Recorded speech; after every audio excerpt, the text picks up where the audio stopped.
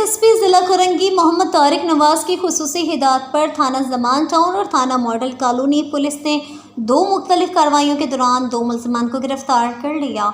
इस हवाले से मज़ीद तफ़सीलात जानते हैं हमारे रिपोर्टर कराची जावेद महमूद अराई से। जी क्या तफ़सीलात हैं आपके पास, बताइएगा। जी बिल्कुल, एसएसपी ज़िला कोरंगी मोहम्मद तारिक नवाज की खसूसी हिदायत पर थाना ज़मान टाउन और थाना मॉडल कॉलोनी पुलिस ने दो मुख्तलिफ कार्रवाइयों के दौरान दो मुलज़मान को गिरफ्तार कर लिया।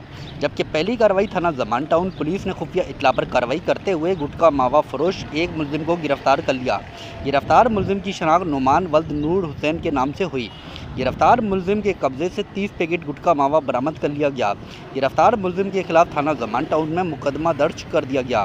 गिरफ्तार मुलज़िम को मज़ीद कानूनी कार्रवाई के लिए शोबे तफ्तीश के सुपुर्द कर दिया गया।